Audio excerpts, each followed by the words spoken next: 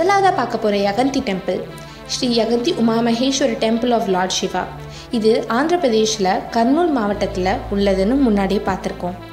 இந்த நந்தி 1 இன்ச் 20 வருஷத்துக்கு ஒரு முறை வளருதுன்னு பார்த்தோம் இல்லையா?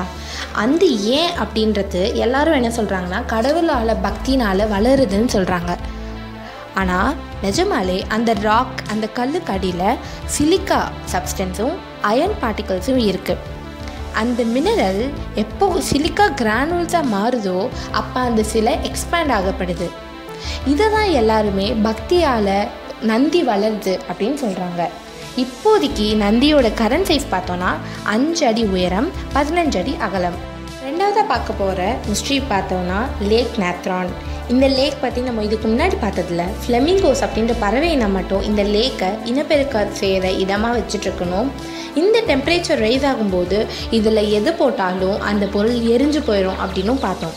அது ஏன் அப்படின்னா இதை சுற்றி நிறைய வால்கேனோஸ் இருக்குது, அதாவது எரிமலைகளும் மவுண்டன்ஸும் இதை சுற்றி இருக்கிறதுனால அதில் இருக்கிற வேஸ்ட் இந்த நதி மேலே இந்த ஏரி மேலே கலந்து இதுக்கு அடியில் இருக்கிற பாக்டீரியா சிவப்பு கலர் என்சைம்ஸை வெளியிட்டு அதன் மூலமாக அந்த லேக்கை ரெட் கலரில் மாற்றிடுது. அதனால தான் இது எரிமலை குழம்பு போல் அவ்வளோ சூடாக. இதோடைய pH அளவு 10.5 அப்படின்னு சொல்கிறாங்க. இந்த pH அளவு அம்மோனியாவோட pHஐ விட அதிகமாக இருக்குது. இது கண்ணாடி டோர் போல் இருக்குன்னு சொல்கிறாங்க. டவுனான கொடுன்ஹி வில்லேஜ் பற்றி போன வீடியோவில் பார்த்துருந்தோம். இது கேரளாவில் இருக்குது. சென்ட்ரல் ஆஃப்ரிக்கா பெனினில் தான் வேர்ல்டுலேயே அதிகமான ட்வின்ஸ் பிறக்கிற நாடாக நம்ம சொன்னோம். அதே மாதிரி இந்த வில்லேஜ்க்கும் ஒரு பெருமை உண்டு. உலகத்திலேயே அதிக ட்வின்ஸ் பிறக்கிற வில்லேஜ் கொடுன்ஹி வில்லேஜ் தான்.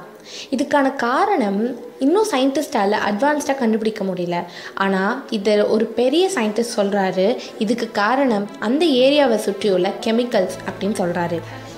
அந்த கொடுன்ஹி ஏரியா சுற்றி உள்ள தண்ணீரில் கெமிக்கல்ஸ் இருக்கணும். அந்த கெமிக்கல்ஸால் தான் அந்த கேரளா அந்த வில்லேஜில் 1000 பேர் பிறக்கிறாங்கன்னா அதில் 45 பேர் ட்வின்ஸாக பிறக்கிறாங்க அப்படின்னு ஒரு ரீசன் சொல்லப்படுது. இப்போ நம்ம பேர்ட்ஸோட சூசைட் அப்படின்னு சொல்லப்படுற ஜட்டிங்கா லம்பூர்ன்ற வில்லேஜை பற்றி தான் பார்க்க போகிறோம். இந்த வில்லேஜ் அசாம் மாநிலத்தில் இருக்குது. செப்டம்பர், அக்டோபர், நவம்பர் மாதத்தில் மட்டும் 44 ஸ்பீஷீஸான பேர்ட்ஸ் எல்லாமே இந்த வில்லேஜில் குறிப்பிட்ட அந்த வில்லேஜில் மட்டும் சூசைட் பண்ணிக்குதுன்னு சொல்கிறாங்க. இதுக்கான ரீசன் என்ன அப்படின்னு பார்த்தோன்னா இந்த 3 மாதத்தில் அங்கே ரொம்ப மழை பெய்யும். அந்த மழை பெய்கிற டைமில் பெரிய பெரிய கட்டடங்களில் இந்த பேர்ட்ஸுங்களில் மோதிரும். அது ஏன் மோதுதுன்னா அந்த குறிப்பிட்ட இடத்துல மட்டும் ஸ்பீடாக வரும்போது அந்த லைட்டோட ரிஃப்ளெக்ஷன் அதோட கண்ணை மறைச்சி அங்கே இருக்கிற பெரிய பெரிய பில்டிங்ஸில் இடித்து விழுந்துருது அப்படின்னா உண்மையான ரீசன்.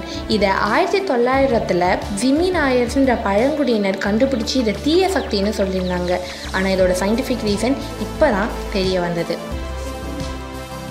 ஸ்னோ ஸ்கெலட்டன்ஸ், அதாவது எலும்புகளின் ஏரி அப்படின்ற இடம் உத்தரகாண்டில் இருக்குன்னு நம்ம முன்னாடியே பார்த்தோம்.